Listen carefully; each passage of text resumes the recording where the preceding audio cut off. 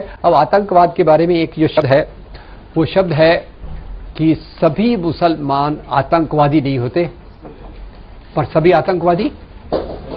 इसमें आपकी मदद की बहुत जरूरत है। जरा बताइए भारत के राष्ट्रपिता महात्मा गांधी की हत्या किसने की थी?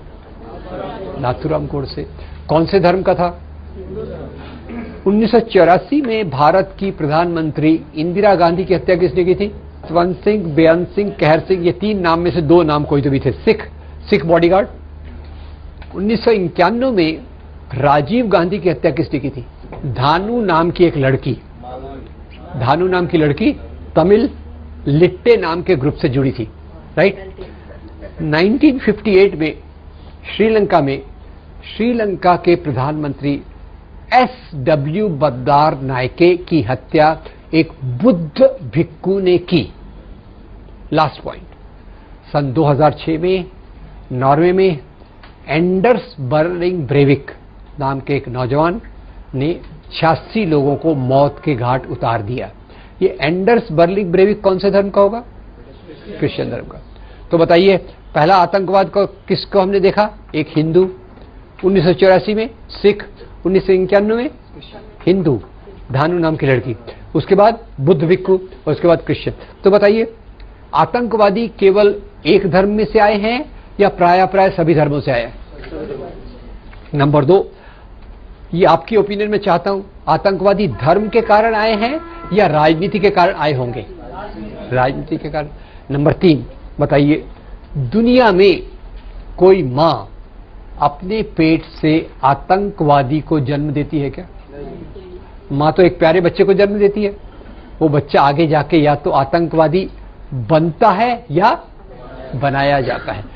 Mother gives birth to a beautiful baby and that baby may turn into a terrorist on her own accord और because of the other circumstances.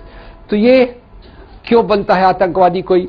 इसके लिए एक वाक्य, हमारे दोस्त ने एक बहुत अच्छा आर्टिकल लिखा था, हरदीनीय जी है उनका नाम, उन्होंने लिखा था अन्याय अत्याचार की गोद से जन्म लेता है आतंकवाद।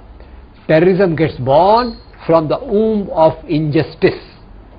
जब कुछ लोगों को लगता है हमारे ऊपर होने वाला अन्याय अत्याचार एक लिमिट के बाहर चला गया है, तो कुछ लोग उसमें से आतंकवाद का ये गलत रास्ता अख्तियार करते हैं। Please note. तो आतंकवादी मैंने दो में बांट दिया। पहला, बनते हैं, they respond to a situation because of the extreme injustice. और सेकंड, कुछ लोगों को इंडोक्ट्रिनेट किया जाता है, कुछ लोगों को ब्रेन वॉश किया जाता है आतंकवादी बनने के लिए। पहला फेनोमेनन मैं नहीं ले रहा। दूसरा फेनोमेनन मैं ले रहा हूं कि आतंकवादी बनाए जाते हैं। People are made turn into terrorist. और उसके दो उदाहरण लूंगा। एक उदाहरण तो खैर वो खतरनाक है जिसका मैंने नाम लिया था अभी, that dreaded person who is supposed to be responsible for 9/11 2001, who's supposed to be responsible। क्या नाम इसका? Osama bin Laden. नाम लेने से भी डर लगता है, कुछ गड़बड़ हो जाती है। एनीवे, अब ओसामा बिन लादेन एक है, तो आपको याद होगा 11 सितंबर 2001 दो एरोप्लेन आए, वर्ल्ड ट्रेड सेंटर की बिल्डिंग से टकराए, बिल्डिंग नीचे बैठ गई और उसी के साथ करीब 3000 लोग मारे गए। 3 questions. Number one, those people who died they were guilty or innocent? जो लोग मारे गए वो गुनाहगार थे कि बेगुनाह थे? नंबर 2, जो लोग मारे गए वो कौन से देश के थे? सभी देशों के थे। जो लोग मारे गए वो कौन से धर्म के थे? सभी धर्मों के। सभी धर्मों के, सभी देशों के प्राय 3000 बेगुनाह लोग मारे गए।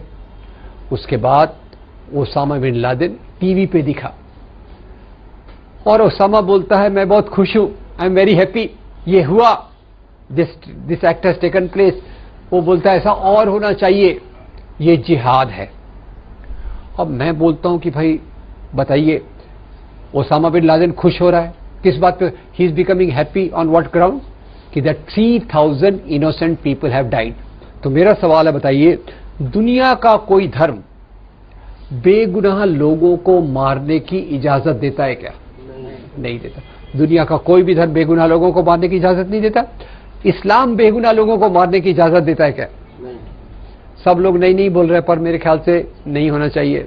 लोगों के मन में आज डाउट है कि पता नहीं इस्लाम ऐसा बोलता है कि नहीं। तो यहां मैं क्लैरिफाई कर दूं, इस्लाम भी बेगुनाह लोगों को मारने की इजाजत नहीं देता। Let me clarify, Islam also does not permit the killing of innocent people. और यहां मैं आपको सरल रेफरेंस देता हूं, मेरे रेफरेंसेस अभी तक कॉम्प्लिकेटेड थे, अभी सरल रेफरेंस दे रहा हूं। अपने वो शाहरुख खान की एक फिल्म है ना, कौन सी, माई नेम इज खान, और इसमें एक डायलॉग है, my name is Khan and I am not a terrorist. ये डायलॉग कईयों को याद है। एक दूसरा डायलॉग मैंने याद किया हुआ है, उसी फिल्म का है, फिल्म को देखेंगे केयरफुली तो आपको याद आएगा। शाहरुख खान एक जगह कहते हैं, कुरान की सूरा 5 आयत 32 हमें यह बताती है, कुरान की सूरा 5 आयत 32 हमें यह बताती है, अगर आप एक भी बेगुनाह व्यक्ति को मारते हो, कितने, अगर आप एक भी बेगुनाह व्यक्ति को मारते हो तो वो पूरी इंसानियत को मारने के समान है। Even if you kill a single innocent person, that is like killing the whole humanity. और वर्ल्ड ट्रेड सेंटर में कितने लोग मारे गए? 3000। तो मैं आपसे पूछना चाहता हूं कि ये जो ओसामा बिन लादेन 3000 बेगुनाह लोगों के मारे जाने के बाद खुश हो रहा है, ये इस्लाम के अनुसार है या इस्लाम के विरोध में है? इस्लाम के विरोध में है। तो ओसामा बिन लादेन को इस रास्ते पर कौन लाया, उसको सारांश में आपको बता दूं। ओसामा बिन लादेन को इस रास्ते पे जो लाया, वो आज देश का सबसे पावरफुल, दुनिया का सबसे पावरफुल और सबसे खतरनाक भी देश है। और उसका नाम क्या है? यूनाइटेड स्टेट्स ऑफ अमेरिका, जिसको अंकल सैम भी कहते हैं। और ये एक्चुअली जो वेस्ट एशिया में तेल के कुओं की राजनीति के कारण इस प्रकार की बात हुई। थोड़ा सा मैं आपको इतिहास पे भी ले जाऊंगा। आपको पता होगा दुनिया में पहले 2 सुपर पावर्स थे, कौन कौन से? रशिया और America. There 2 super powers, America and Russia. दोनों में टेंशन रहता था, मैं कंट्रोल करूं ज्यादा कि तू कंट्रोल करे। रशियन फौजों ने अफगानिस्तान पे कब्जा किया, Russian forces occupied Afghanistan. America wanted to retaliate, America इसका जवाब देना चाहता था, पर अमेरिका का एक प्रॉब्लम था। आजकल तो आप देखते होंगे, जब मौका पड़ा अमेरिकन फौज जाती है, एक देश पे आक्रमण कर देती है। उस समय अमेरिकन फौज का एक प्रॉब्लम था। प्रॉब्लम क्या था? अमेरिका की फौज का मनोबल बहुत गिरा हुआ था। क्यों गिरा हुआ था अमेरिकन फौज का मनोबल? क्योंकि अमेरिकन फौज को वियतनाम के लोगों ने हरा दिया था। तो उन्होंने बोला, भाई अब रशियन ने, फौजों ने अफगानिस्तान पे कब्जा किया है, इसका जवाब कैसे दिया जाए। तो खैर वहां भी बड़े तेज सोचने वाले धुरंधर लोग रहते हैं। एक वहां निक्सन थे, एक हेनरी किसिंजर थे। उन्होंने एक नया डॉक्ट्रिन निकाला, एक नया थ्योरी निकाला। They came out with the theory that in Asia we should make Muslim youth fight for our cause. यानी एजेंडा किसका है? अमेरिका का। लड़वाएंगे किसको? मुसलमान नौजवानों को। और ये मुसलमान नौजवानों को ट्रेन करने के लिए उन्होंने 3 चीजों को मिलाया।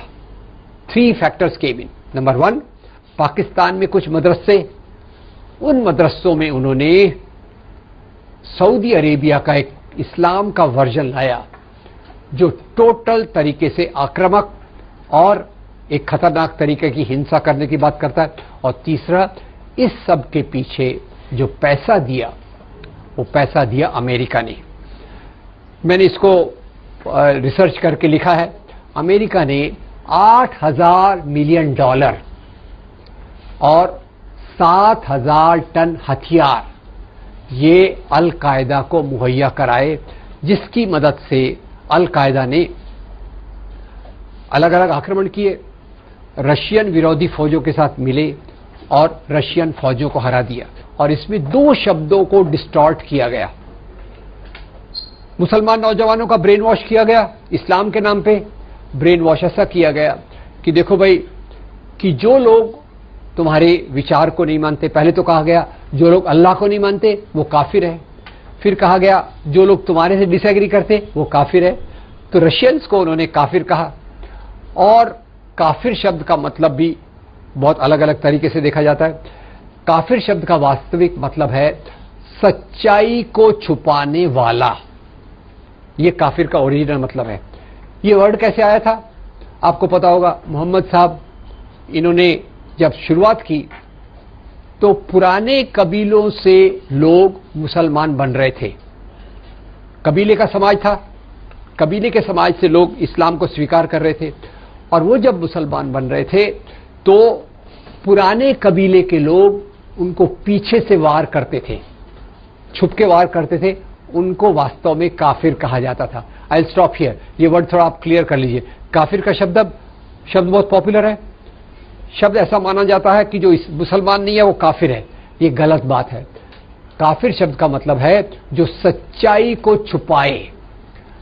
उसको ये मदरसों ने बदल दिया कि जो लोग इस्लाम को नहीं मानते वो काफिर हैं। आजकल तो यहां हो गया जो मेरे प्रकार के इस्लाम को नहीं मानते मैं उनको काफिर मानूंगा। ये खतरनाक तरीका अमेरिका के ब्रेन वॉशिंग से चालू हुआ।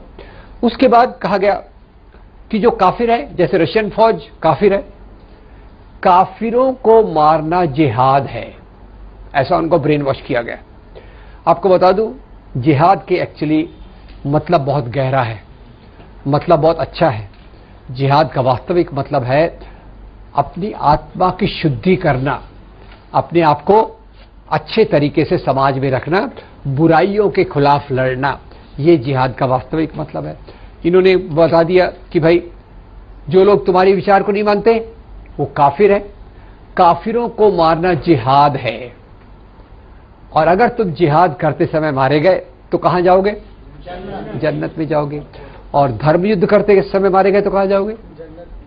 स्वर्ग युद्ध कर ये धर्म युद्ध करते समय मारे गए तो कहां जाएंगे? स्वर्ग में जाएंगे। और क्रूसेड करते समय मारे गए तो हेवन में। अरे आपको अभी तो वीसा पासपोर्ट सब क्लियर बताया था। कोई स्वर्ग में जाता है, कोई जन्नत में जाता है, कोई हेवन में जाता है। पर एक बात दोस्तों, पुरुष लोगों की बात है, दिस मेल ओरिएंटेड वर्ड, स्वर्ग हो, हेवन हो या जन्नत हो, पुरुष लोगों को बड़ा आकर्षण है। परियां आ गई, कहीं हूर की परियां है, कहीं दूसरी परियां है, कहीं तीसरे प्रकार की परियां। तो ये लालच देके इन लोगों का ब्रेन वॉश किया गया, और इतना ब्रेन वॉश किया गया कि लोग तैयार रहते थे कि मैं तेरे से पहले मैं मरूंगा। क्यों मरूंगा भैया? मरूंगा तो जन्नत जाएंगे। और यहां क्या लाइफ है, वहां तो एक एक जिहादी के लिए कितनी हूर की परियां रहेगी? 72। ये ब्रेन वॉश का तरीका, अमेरिका का पैसा। और इसी के बाद ये बना मुजाहिदीन, तालिबान, अल कायदा। बाद में अमेरिका ने आक्रमण किया इराक पे, और इराक के आक्रमण में जो वहां की मिलिट्री थी वो टूट गई। टूटी हुई मिलिट्री क्या करेगी? टूटी हुई मिलिट्री वापस आई और उन्होंने अपने आप को ISIS, आजकल जो सबसे खतरनाक है ISIS, ये अल कायदा का कंटिन्यूएशन है। उसी विचारधारा को लेकर वो ये चल रही। तो ये कैंसर की जड़ कहां दिखती है आपको? अमेरिका में दिखती। कैंसर की जड़ आपको दिखती है अमेरिका में, और दूसरा दिखती है तेल के कुओं की राजनीति में। इसको मैं समराइज करूंगा, आपके सवाल लेता हूं। बताइए आज दुनिया में जो आतंकवाद चल रहा है उससे मारे जाने वाले कौन से धर्म के लोग सबसे ज्यादा हैं? मुस्लिम, हिंदू या क्रिश्चियन? मुस्लिम सबसे ज्यादा मारे जाते, नंबर 1। नंबर 2, ये जो West Asia, Iran, Iraq, Afghanistan, वो एरिया है, उसको मैं वेस्ट एशिया कह रहा हूं। वेस्ट एशिया में 3 चीजें हैं। नंबर 1, यह आतंकवाद सबसे ज्यादा है, यस नो? नंबर 2, या कौन से धर्म के लोग सबसे ज्यादा है? मुस्लिम। नंबर 3, या कौन सा खनिज पदार्थ है सबसे ज्यादा? तेल। तो आतंकवाद का संबंध तेल से है या मुसलमानों से है? तेल से है। और हम लोग मानते रहते मुसलमान ये होता है। एक अंतिम सवाल, अगर आतंकवाद मुसलमानों के कारण होता तो दुनिया के कौन से देश में सबसे ज्यादा आतंकवादी होना चाहिए? इंडोनेशिया। सऊदी अरेबिया तो छोटा था, हमारे बंबई से भी कम है। सऊदी अरेबिया छोटा देश है, सबसे बड़ा देश है इंडोनेशिया। अगर इस्लाम के कारण आतंकवाद होता तो इंडोनेशिया की सड़कों पे क्या नजारा होता? 2 मुसलमान नौजवान चल रहे, पहला मुसलमान नौजवान दूसरे को पूछता है, हेलो तूने कितनों को मारा? तो पहले वाला वापस जवाब में पूछता है, तेरे पास लेटेस्ट हथियार कौन सा है? पर ऐसा इंडोनेशिया में नहीं होता, ऐसा तेल के कुओं के एरिया में था। और अंत में अभी अभी साध्वी जी का प्रकरण चल रहा है, 2 व्हीकल्स की कहानी, एक साध्वी की मोटरसाइकिल और एक रुबीना मेमन की कार। रुबीना मेमन वो बंबई के ब्लास्ट में, और याकूब मेमन जो उसने थोड़ा हेल्प किया था, उसकी बीवी, जिसकी कार को एक्सप्लोजिव ले जाने के लिए यूज किया गया, वो आज जेल में है। उसको कार चलाना नहीं आता, हेलो, उसको कार चलाना नहीं आता, और वो एक्सप्लोजिव लेके वो गई नहीं थी, और वो जेल में है। और दूसरी अपनी साध्वी जी मोटरसाइकिल चलाती थी, यूज करती थी, उनको छोड़ने की तैयारी चल रही है। रुबीना मेनन को लाइफ इम्प्रिजनमेंट है, इसको छोड़ने की बात चल रही है। और यहां आप लोग एक सर्च कीजिएगा स्वामी असीमानंद तहलका कन्फेशन।